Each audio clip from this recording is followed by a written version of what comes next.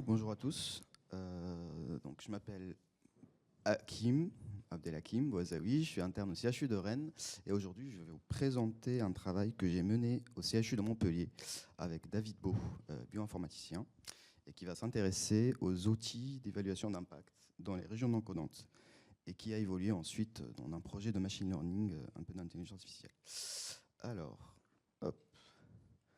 Alors, avant de nous lancer sur ce projet-là, on avait fait une petite enquête auprès des biologistes, molécularistes, voilà, pour voir un peu s'il y avait une réelle demande et quel était l'usage de ces outils dans la communauté. Et donc, ce qui était clairement identifié, c'est que beaucoup de biologistes utilisaient des outils in silico, des prédicteurs d'impact, on peut utiliser tous les noms qu'on veut, principalement pour l'épissage, pour d'autres usages et un peu pour toutes les régions. Et comme vous le voyez, ici, c'était les réponses libres.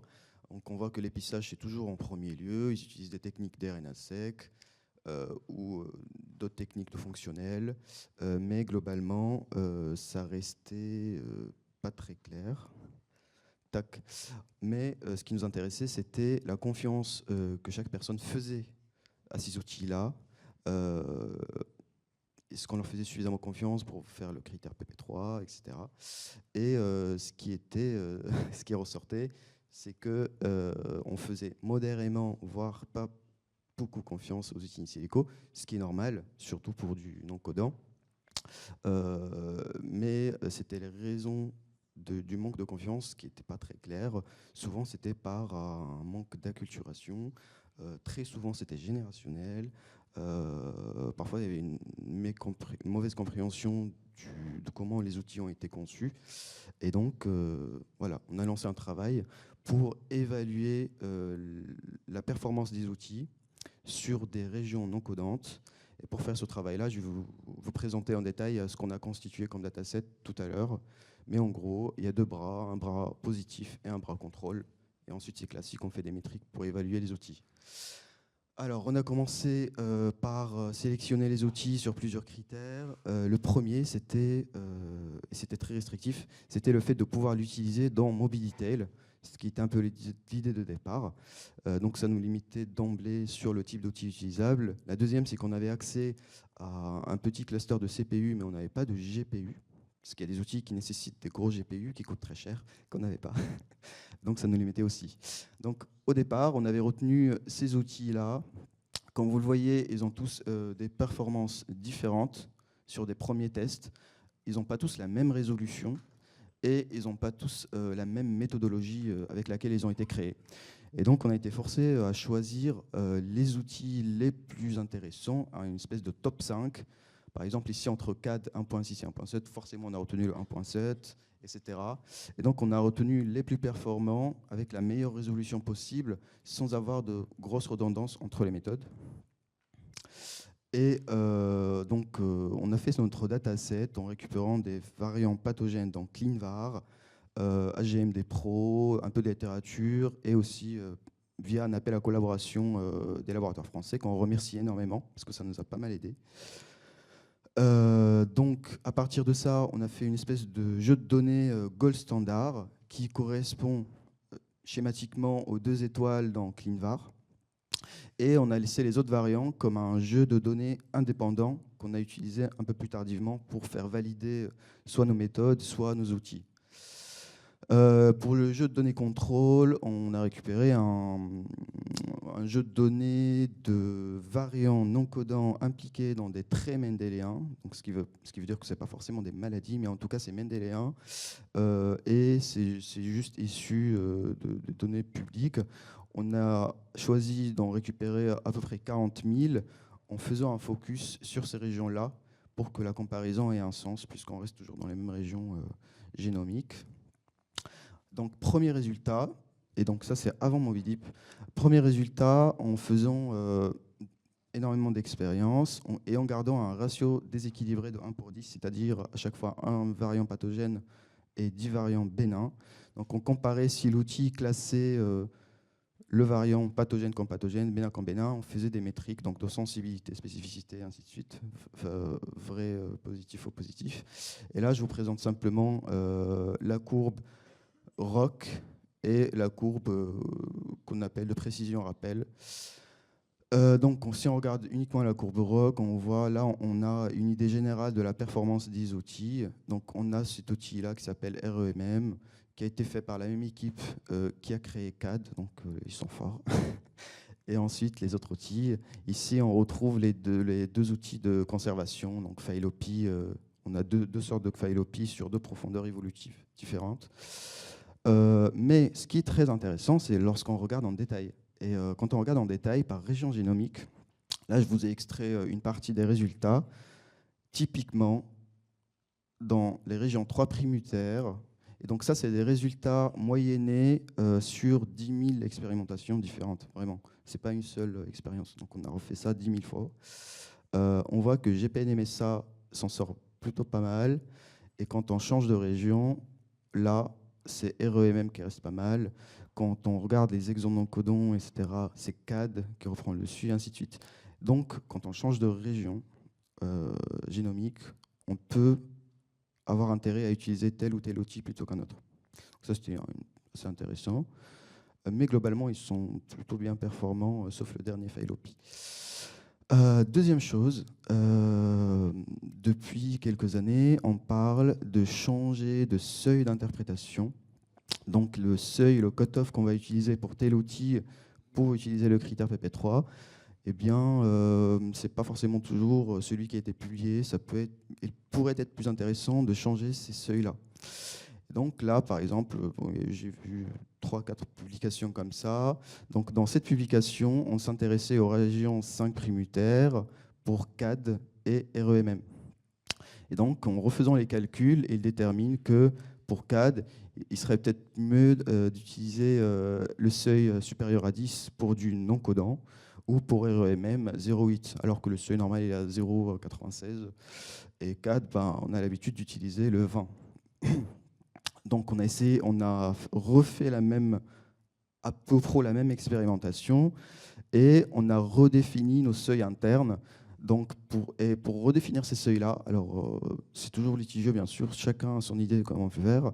Nous on a pris le parti de choisir le point de Youden, c'est-à-dire le point qui maximise la sensibilité et la spécificité sur la courbe ROC. Mais on peut avoir d'autres stratégies pour choisir notre point si on veut maximiser l'une ou l'autre. Et donc, typiquement, ce qui nous a rassuré, en tout cas pour la suite de notre travail, c'est que pour CAD 1.7, on avait un seuil à 10.3 qui restait très proche de ce seuil-là qui a été identifié dans l'étude. Ça nous a plutôt bien rassuré. Pour REMM, on était à 0.8 et on a aussi on a redéfini les autres. Donc, c'était good pour la suite. Donc ici, je vous présente donc ces seuils spécifiques par outil, donc seuil région spécifique. Donc typiquement, tac tac, ici pour CAD. Donc là, vous avez le seuil global, ici pour les 3' unitaires, 5' unitaires, et ainsi de suite. Et donc pour déterminer ces seuils-là, on a fait 10 000 expérimentations différentes et puis on a fait des violin plots avec une moyenne et la distribution de ces seuils-là. Donc, première contribution, on a reconfirmé les seuils de CAD et REMM par rapport à l'étude précédente. On en a trouvé d'autres. Il reste libre à chacun d'utiliser les seuils qu'il trouve les plus pertinents. Deuxième partie, donc je vais vous présenter très rapidement comment est-ce qu'on a fait pour créer MobyDeep, sans aller trop dans les détails. Donc, pour faire MobyDeep, on a repris à peu près la même stratégie d'un jeu de données bénin et de variants pathogènes. Le jeu de données patho, on l'a divisé en deux bras, un bras d'entraînement et un bras d'évaluation ou de test. Et ensuite, ça c'est une boucle interne qui est intéressante. On avait un déséquilibre de classe, c'est-à-dire qu'on avait beaucoup plus de variants bénins que de variants pathogènes. C'était l'idée de départ pour simuler un peu la vie réelle. Et on a utilisé des techniques de création de données synthétiques. Ça permet de rééquilibrer légèrement ce déséquilibre de ratio. Et on a commencé par des modèles très simples. Donc ça, c'est les modèles d'intelligence artificielle ou de machine learning qu'on a testés. On a commencé par des choses simples comme la régression logistique. Et puis petit à petit, on a évolué vers des modèles plus complexes jusqu'au réseau de neurones. Et donc, on a retenu un modèle qui est un réseau de neurones où un perceptron multicouche assez simple. Hop, j'ai fini les 10 minutes. Donc, ce modèle-là, il s'appelle MobiDeep. Et donc là, on l'a comparé sur exactement... tous les outils sont comparés par rapport au même jeu de données. Et donc là, sur la courbe ROC, on a une R à 0,96. Vous voyez qu'il performe mieux que les autres. C'est la ligne bleue. Tac. Et sur l'AUPRC, donc l'AUPRC, c'est l'aire sous la courbe de précision rappel. Et elle est plus adaptée lorsqu'on a des jeux de données déséquilibrés. Et il performe aussi mieux que les autres. On a redéfini ces seuils. Voilà, ça c'est les seuils spécifiques à MobiDeep, un seuil moyen à 0,6 et des seuils régions spécifiques également. Et vu qu'on n'avait pas de données de patients réels, génomiques en tout cas, on a essayé de faire des simulations. Et pour faire ces simulations-là, on a pris notre jeu de données de test de variants pathogènes qu'on a scoré sur un fond de variants bénins. Donc, on prenait un variant pathogène, 1000 variants bénins, on le faisait pour tous les variants 10 000 fois, et on recommençait pour 10 000 variants, 100 000 variants. Et donc ça, c'est le rond du variant pathogène contre le variant bénin lorsqu'on augmente le fond, le bruit de fond, c'est-à-dire le variant neutre. Et donc, on passe, quand on est à 1000, ce qui n'arrive jamais, mais bon, on est premier. Enfin, le variant patho est classé premier sur Excel. Quand on est sur un fond de 10 000 variants, il est 4 ou 5. 100 000 variants, il est 45. Et donc ça, c'est juste une représentation, c'est globalement la même idée.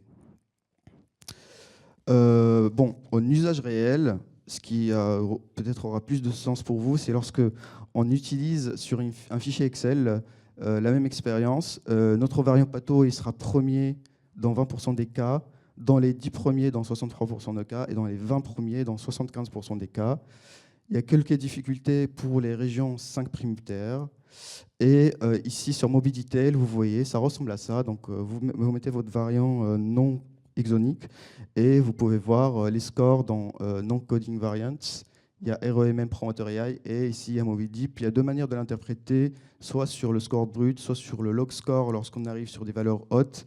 Et on a cette représentation-là qui permet de voir la distribution par région génomique, si vous voulez aller plus loin. Voilà, donc on a un nouvel outil qui, j'espère, sera utile, qui est assez sensible, mais c'était un peu l'idée, vu qu'on est dans du non-codant, dès qu'on se rapproche des régions exoniques et commence à être un peu sensible, mais c'était d'avoir un outil qui capte un signal faible dans de l'intergénique. Voilà, merci de m'avoir écouté. Et je tiens aussi à remercier tous ceux qui ont participé à ce projet, nos consultants et nos collaborateurs qui nous ont partagé leurs variants, les répondants au questionnaire bien sûr, la Fondation Groupama, la NPGM pour l'appel à projet Michel Gossens. Merci à tous. Merci beaucoup.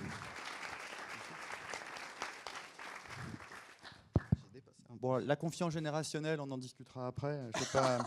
Je ne sais pas si c'est les jeunes ou les plus anciens qui avaient moins confiance. Des questions ?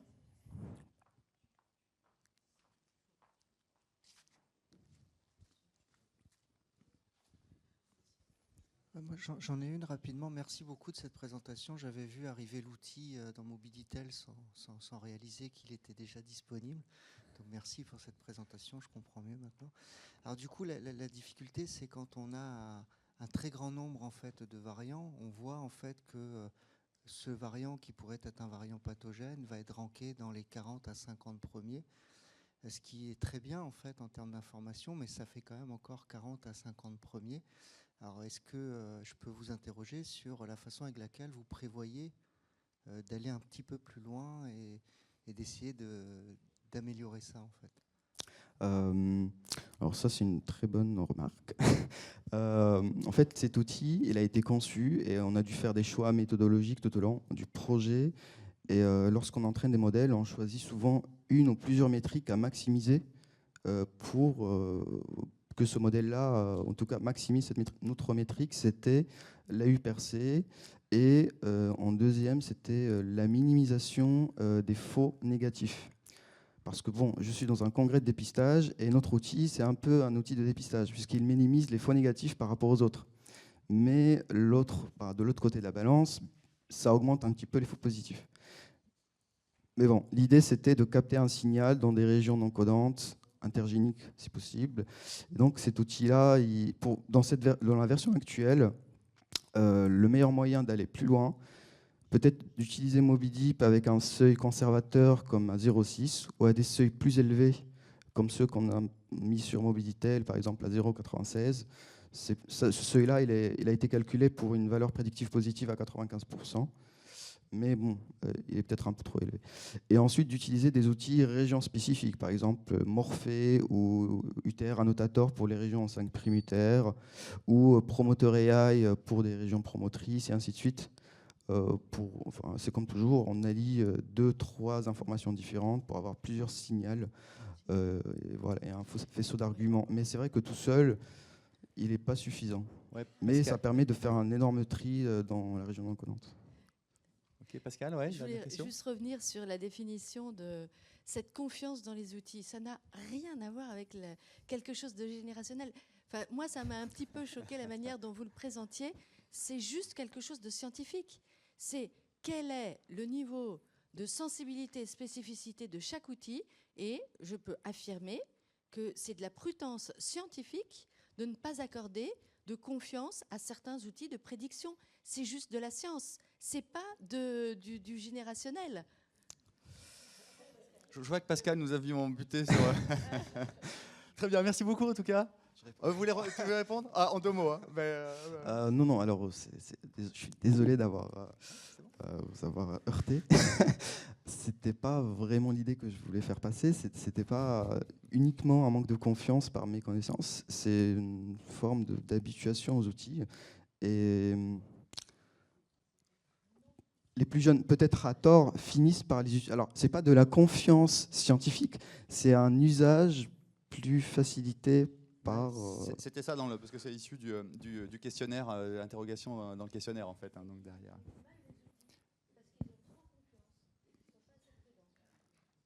C'est possible aussi.